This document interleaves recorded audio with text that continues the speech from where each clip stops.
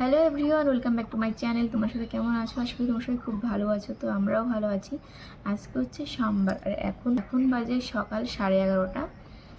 আর ব্লগটা কিন্তু আজকে শুরু করেছিলাম সকাল থেকে, কিন্তু মানে ভয়েসটা দিতে পারিনি। মানে ঘুম থেকে উঠি আজকে ব্লগ শুরু করেছিলাম, কিন্তু কিছু বলতে পারিনি। কেননা সকালবেলা ঘুম থেকে উঠে ওই যখন ভিডিও শুরু করি তখন না কথাবার্তা বলতে ইচ্ছা করে না সেভাবে, মানে ঘুমের ঘুরেই থাকা হয় এই জন্য। আর আজকে কিন্তু ঘুম থেকে উঠতে অনেকটা দেরি হয়ে গেছিলো, কেননা সারাটা রাত বৃষ্টি হয়েছিল আর সকালেও বৃষ্টি ছিল।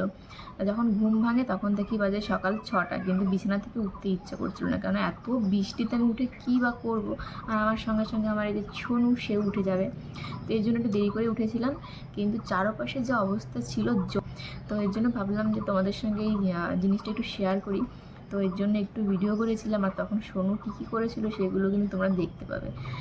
তো চলো আগে সেটা দেখে নাও, তারপরে তোমাদের সঙ্গে একটু কথাবার্তা সেটা শেয়ার।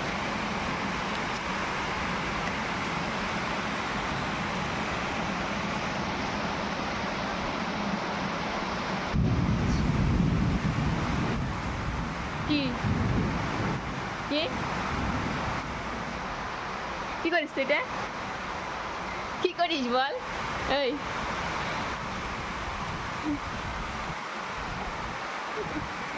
দেখো ঘড়ি কোথায় চলে গেছে, দেখো 8টা বাজে।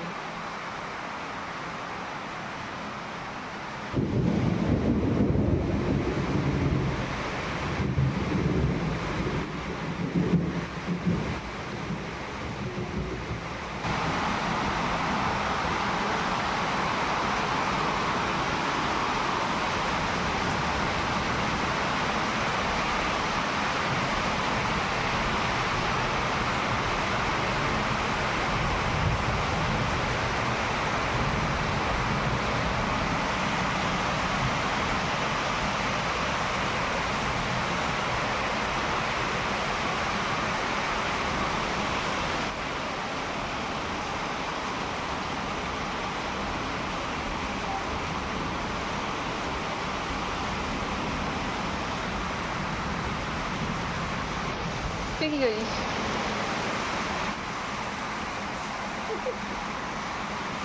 এই, এই,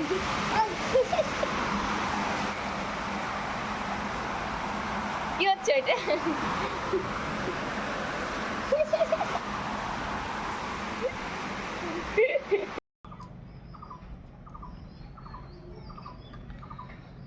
তো সকাল থেকেই তো বৃষ্টি এত হয়েছিল যে আমাদের বাড়ির প্রায় চারপাশে জল জমেছিল। আর এখনও জল আছে, এই যে আমাদের জানালার সামনে থেকে দেখা যাচ্ছে যে ওখানে এখনও জল জমে আছে। যদি বৃষ্টি হয় তো রাস্তার উপর দিয়ে একদম জল চলে যায়। আর আমাদের বাড়িতেও কিন্তু জল থাকে, মানে উঠোনে আর কি জল জমে থাকে। ঘরে উঠতে পারবে না, ঘরটা বিশাল উঁচু, কিন্তু ঘরের পিছন দিকটা, মানে আমি যে বসে আছি সামনে যে জানালা, সেখানে কিন্তু অনেক জল জমে থাকে, পুরো 1 হাঁটু পর্যন্ত জল জমে থাকে। আর এই জন্য একটু অসুবিধেই হয়, সোনুকে নিয়ে ভয়ও লাগে। কিন্তু সোনু আবার না জল বৃষ্টি এগুলো দেখে একটু ভয়ই পায়, মানে এমনিতে জল ঘাটে ঠিক আছে, কিন্তু বৃষ্টি হলে না ভীষণ ভয় পায়। তো এর জন্য একটু মানে চিন্তাটা কম যে বৃষ্টির সময় ঘর থেকে বেরোবে না। আর আমাদের ওই বাড়িতে তো বৃষ্টির সময় পুরো চারপাশে জল থাকে, আর সোনু সেগুলো শুধু পাড়াতেই থাকে। তো ওই বাড়ি থেকে আমি আগের দিন তো এসেছি, আগের দিকে ঠিকই আছে। সোনুর যে কী অবস্থা হতো ওকে নিয়ে ওই বাড়িতে, আর এত ধোয়া কাচা ছিল, আর রোদ্রু তো নেই, সব জামা কাপড়ে পুরো ঢিপ হয়ে আছে। মা আবার রাত্রে আমাকে ভিডিও কল করে দেখাচ্ছিল যে ঘরের মধ্যে পুরো বিয়ের প্যান্ডেল হয়ে গেছে। তো দেখো সোনু ঘুম থেকে উঠে গিয়েছিল, তা আবার ওকে ঘুম পাড়িয়ে দিলাম। মেয়েটার ঘুম এত পাতলা যে কী বলবো, একটু কথা বললেও না শুনতে পারি। এর জন্য আমাকে কত আস্তে আস্তে কথা বলতে হয়, কবে যে একটা ওই মাইক টাইপের যে হয় সেটা নেব তারপরে শান্তি, নাহলে শোনার জন্য কোনো কথাই বলা যায় না। তো এই কদিন আর কি বৃষ্টি হবে, বারবার হচ্ছে ফোনে মেসেজও দিচ্ছে যে আমাদের এদিকে ভালোই বৃষ্টি হবে কয়েকদিন ধরে। তো ভাবছি ওর বাড়িতে না গিয়ে ঠিকই আছে, কারণ সোনুকে নিয়ে খুব অসুবিধা হয় ওখানে বৃষ্টির মধ্যে। গরমের মধ্যে থাকা যায়, কিন্তু বৃষ্টির মধ্যে না খুব অসুবিধা হয় সোনুকে নিয়ে। আর আমি এত গাধা কি বলবো, সত্যি এই বৃষ্টির মধ্যে আসে চুলে শ্যাম্পু করেছি না, চুল শুকাচ্ছে না, ফ্যান চালু করতে পারছি, এদিকে জামা কাপড় সব ভিজে যাচ্ছে চুলের জলে। তো তবুও ফ্যান চালু করা হয়েছে, মানে আমার গরম না লাগলেও সোনুর গরম লাগে। ওদিকে ফ্যানও চলছে, দেখো ফ্যানও চলছে, এদিকে সোনু যে কাঁথা গায়ে দিয়ে ঘুমোচ্ছে।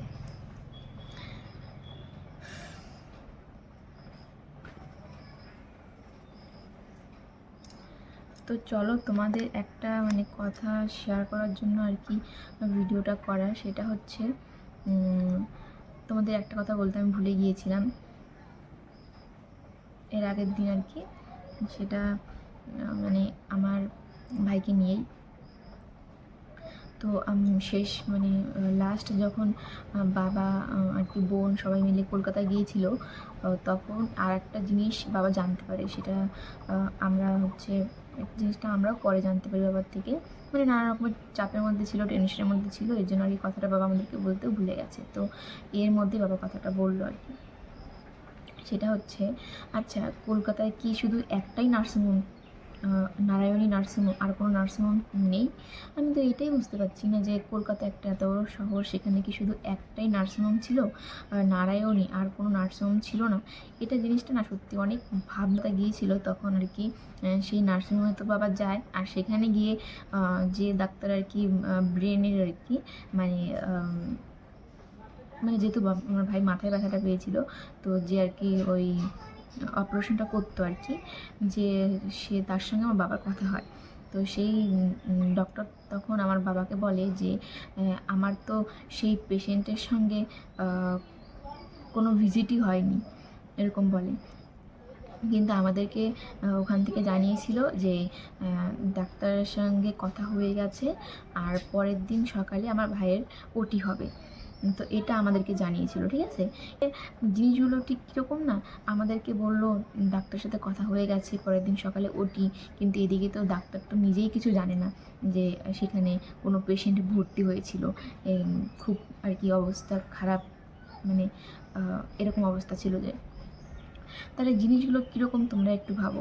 আর আমাদের তো প্রথম থেকে মনে হচ্ছিল, আমরা আগে থেকেও বলছি যে এই নারায়ণী বলো আর সেই মানে সমস্ত জিনিসের সঙ্গে মানে একটা লিঙ্ক আছে। কেননা আমরা যখন সেই গুরুকে ফোন করি প্রথমেই, তখনই সে বলে যে ওকে নারায়ণীতে না হোক, আর নারায়ণীতে আমিও যাব, এই ব্যাপার একটা। মানে আমার ভাইয়ের নাম রাখা হয়েছিল নারায়ণ, মানে আমার ভাইয়ের নাম ছিল প্রবীর, ঠিক আছে, তার নামটা নারায়ণ কি করে হলো? মানে এই জিনিসগুলো মানে ভাবনার বিষয় কি না তোমরাই বলো। আমার ভাইয়ের নাম ছিল প্রবীর সরকার, তার নাম দেওয়া হয় নারায়ণ, মানে এগুলো সব ওই গুরু সে রেখেছিল। আমার ভাই তো বাড়িতে যখন এসেছিলো তখন তো মাঝে মধ্যে বলতো যে ওই কমল মিত্র আমার ভাইকে বলেছে ওর নাম নাকি নারায়ণ, তো সেই বলে নারায়ণ নামে কার্ডও বের করেছিল। তোমাদের তো মনে হয় এর আগেও দেখিয়েছি। তো যেদিনকে আবার সব প্রমাণ তোমাদেরকে দেবো মানে দেখাবো, সেদিন আবার সব তোমাদেরকে দেখাবো। তো এখন আর কি বলছি, তো এবার আমার ভাইয়ের নাম রাখা হয়েছিল নারায়ণ, এমনকি সেই নারায়ণ হসপিটালেই আমার ভাইকে নেওয়া হলো শেষ পর্যন্ত। আমার তো মনে হচ্ছে যে সেই হসপিটালের সঙ্গে সেই লোকের তো ঠিক কোনো না কোনো যোগাযোগ আছে, কারণ আমাদের মনে হচ্ছে জিনিসটা, কেননা আমার ভাইকে অন্য কোথাও না নিয়ে শুধু সেই নারায়ণীতেই কেন নেওয়া হলো, মানে সব কিছু একটা মিলিয়ে দেখতে গেলে না মানে অনেক বড় চক্রান্ত এখানটায়। আর একটা কথা আমার বোন বললো এটা, যে আমার বাবা যখন প্রথমে আর কি গিয়েছিল ভাইকে আনতে, তখন আমি তোমাকে বলেছিলাম না যে ওই লোকটিকে হচ্ছে হসপিটালে ধরা হয়েছিল না, আমি ওটা ঠিক জানতাম না, মানে হয় না মানে এ একটা বলে ও একটা বলে ব্যাপারটা হয়েছে। তো বাবা পরে বললো তাকে হসপিটালে না, তাকে কলেজ থেকে ধরা হয়েছিল, মানে হসপিটালে তাকে ঢুকতে দেওয়া হয়নি। আর তো এর জন্য সে কলেজে গিয়েছিল, আর কলেজে যখন যায় তখন কলেজের সব স্টুডেন্টরা মিলে তাকে ধরে, আর সেই লোকটির কিছু আইডি প্রুফ আর কি নিয়ে নেয়, বা হচ্ছে ফটো তুলে নেয় এই আর কি। তো সেখানে যে ডকুমেন্টসগুলো আছে, ভোটার কার্ড, আধার কার্ড, সেখানে যে অ্যাড্রেসগুলো আছে কলকাতার যে জায়গাটা শিশিরকুঞ্জ আর কি যে জায়গাগুলো থাকে, তো সেই অ্যাড্রেসগুলো নাকি কোনোটাই ঠিক না। মানে এগুলো তো তখন কেউ মানে সেটা দেখিনি আমরা। তো এরপরে আর কি বোন ও নাকি ম্যাপে দেখেছিল যে ওগুলো নাকি অ্যাড্রেস, যে ঠিকানা দেখাচ্ছে কলকাতার যে জায়গায় সেগুলো নাকি সব মিথ্যে, ওগুলো নাকি খুঁজেই পাওয়া যাচ্ছে না, মানে ম্যাপে দেখেছে। তো আমি এখনও সেটা চেক করে দেখিনি। আমি দেখার পরে যদি দেখি সত্যি নেই, তাহলে সেই আইডি প্রুফগুলো আমি তোমাদেরকে দেখানোর চেষ্টা করবো। এখন তো আমার কাছে কিছু নেই, ওগুলো সব বাবার কাছে রাখা আছে, আর আমি তো এই বাড়িতে আছি। আর এমন হয় যে ওখানে গেলে না অনেক কিছু তোমাদের দেখাতে চাই বা জানাতে চাই, কিন্তু ওখানে গেলে আর কি সবাই একসঙ্গে হই, তো তখন মানে কাজগুলোও বেড়ে যায় আর সোনুর দুষ্টুমিটাও বেড়ে যায়। এর জন্য আমি অনেক কিছু চাইলেও ওখানে গিয়ে দেখাতে পারি না। আর এখানে এলে সোনুকে ঘুম পাড়িয়ে আমি অনেকটা ফাঁকা থাকি, তখন তোমাদের সঙ্গে কথা বলা বা কিছু দেখাতে পারবো, কিন্তু দুঃখের বিষয় তখন আমার কাছে থাকে না। এটাই হয়েছে একটা ব্যাপার। তো যাই হোক, আমার বোন ভাইয়ের যার একটা ফোন, মানে আইফোনটা, সেটা খোলার চেষ্টা করছে। যেন আমার বোনের কাছেও আইফোন আছে, আমার ভাইয়ের কাছেও আইফোন ছিল। তো ওরা একটু এই মানে আমার বোন একটু ভালো জানবে এই জিনিসটা, আইফোনের ব্যাপারে আমি সত্যি কিছু জানিনি।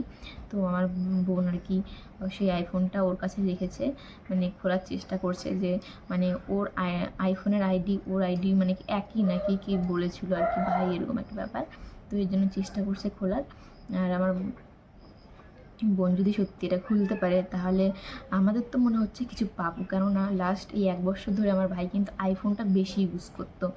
আর এবার যদি আমরা সেই আইফোন থেকেও কিছু না পাই, তাহলে তো এটা একদম শিওর যে আমার ভাইয়ের ফোন ওই লোকের কাছে মাঝে মধ্যে থাকতো, এবার সে সেগুলোও ডিলিট করে দিয়েছে। আর ভগবান করুক যেন আমরা কিছু পাই, শক্ত কোনো প্রমাণ, তাহলে তো সেই লোককে আমরা অবশ্যই একদম ভালো মতো ধরতে পারবো। এখন ভগবান আর আমার ভাই দুজন মিলে যদি একসাথে হয়ে আমাদের একটা সঠিক রাস্তা দেখায়, তাহলেই এটা সম্ভব হবে। তো যাই হোক, এখন বোনের উপর পুরোটা আর কি নির্ভর করে আছি, বোন সেটা খুলতে পারবে কি না। মনে তো হচ্ছে পারবে, যেহেতু দুটো জিনিস খুলতে পেরেছে, তো এটাও খুলতে অবশ্যই পারবে মনে হচ্ছে। তো দেখা যাক কি আছে আমাদের কপালে। তো এটাই আর কি। আর একটা কথা যেটা হচ্ছে, নারায়ণ দে বলছিলাম, আমার ভাইয়ের নাম নারায়ণ রেখেছিল। আর আমার ভাইয়ের যে ফেসবুক ছিল প্রবীর সরকার দিয়ে, সেই অ্যাকাউন্টটার প্রথমে নাম চেঞ্জ করে দেয় সেই লোক, নারায়ণ দে খোলে। তো আমার মায়ের কি মনে, আমরা মাঝে মধ্যে দেখতাম ভাই ফেসবুক থেকে মানে আমাকে ব্লক করা এরকম জিজ্ঞাসা করতাম, ভাই বলতাম ফেসবুক করি না, এরকমভাবে বলতো, ঠিক আছে, বললে যে আমি করি না তো কই, এভাবে বলতো। কিন্তু একদিন হচ্ছে আমার মা দেখতে পায় যে নারায়ণ নামে একটা ফেসবুক অ্যাকাউন্ট। তো মা তখন সেটা আমাকে জানায়, আমি দেখি হ্যাঁ ওটা তো ভাইয়েরই অ্যাকাউন্ট। তারপরে কি হয়, আমরা যখন জানতে পারি ভাইয়ের ওটা নারায়ণ নামে অ্যাকাউন্টটা, তখন ওই অ্যাকাউন্টটাও বন্ধ করে দেওয়া হয়। আর এগুলো সব কিন্তু আমার ভাই করেনি, ওকে দিয়ে করানো হয়েছে, ভাইয়ের অ্যাকাউন্টটাই সেই লোকটা বন্ধ করে দেয়। লাস্টে যখন আমার ভাই মানে ওর অ্যাকাউন্ট খুলতে চেষ্টা করেছিল আমাদের বাড়িতে সেই ভোটের সময়, তখন আর খুলতে পারেনি। ও ভীষণ মানে কষ্ট পাচ্ছিল, একটা ব্যাপার হয় না, ও মানে ও বলছে বারবার যে আমার অ্যাকাউন্টটা খুলছে না, আমার অ্যাকাউন্টটা খুলছে না। আসলে ওর অ্যাকাউন্টে মানে ওর অ্যাকাউন্টটা ওকে বন্ধ করতে বাধ্য করে সেই গুরু, মানে ওর কথাবার্তা আর কি সেটা বোঝা যায়। আর হচ্ছে এই যে কমল মৈত্র নামে যে ফেসবুক অ্যাকাউন্টটা, সেটা হচ্ছে এতদিন আমরা ভেবেছিলাম যে সেই লোকটার, কিন্তু হ্যাঁ সেই লোকটারই, কিন্তু সেই অ্যাকাউন্টটা আমার ভাইকে দিয়েছিল, ভাই যেন চালায়। কারণ আমরা যখন আমার ভাইয়ের একটা ফোন খুলতে পারি, তখন আর কি সেটা আর কি বুঝতে পারি যে সেই অ্যাকাউন্টটা আমার ভাই চালাতো, কিন্তু অ্যাকাউন্টটা আসলে সেই কমল মৈত্রর ছিল, সেটা আমার ভাইকে দিয়েছিল চালানোর জন্য। এরকম আরও অনেক অনেক প্রমাণ আছে আমাদের কাছে, সব কিছু তোমাদের সামনে আনবো আর কি। শুধু কিছুদিন টাইম নিচ্ছি, তোমরা হয়তো অনেকে বুঝতে পারছো, অনেকে বুঝতে পারছো না কেন টাইমগুলো নিচ্ছি। কেননা আমরা যদি ঠিকমতো প্রমাণ হাতে না পাই, তাহলে তো কোনো কিছুই সামনে এনে আমাদের কোনো কাজ হবে না, তাই না? সেই জন্যই একটু অপেক্ষা করাচ্ছি তোমাদেরকে, যে আর কিছুদিন যাক, ভালো মতো সব প্রমাণগুলো একসাথে করে তোমাদেরকে জানাবো, দেখাবো। আর আমরা তো চাইবই যে এর পেছনে যারা যারা আছে তাদেরকে যেন আমরা শাস্তি দিতে পারি, যেভাবেই হোক। বিশেষ করে আমাদের ভাই যেমন আমরা হারিয়েছি, আর যেন কোনো ভাই না হারায়, সেটাই আমাদের সব থেকে বড় চাওয়া, এটাই। তো দেখো আমাদের এখানে কিন্তু এখনও বৃষ্টি হচ্ছে, মানে এখন একটু কম, কিন্তু আকাশের অবস্থা খুব খারাপ, জানি না কবে রোদ উঠবে। মানে এতদিন হলো বৃষ্টি হচ্ছে, যার জন্য জামা কাপড়ে পুরো ঢিপ, ভিজে ভিজে জামা কাপড় পুরো জমে আছে বাড়িতে। আর ভিজে জামা কাপড় বাইরে থাকলে কিন্তু একদম ভালো লাগে না, কেমন একটা বাড়িতে গন্ধ গন্ধ হয় আর কি, ভিজে ভিজে একটা গন্ধ। তো কবে যে রোদ উঠবে ভগবান জানে। এই দেখো বৃষ্টি হচ্ছে যা, আকাশ।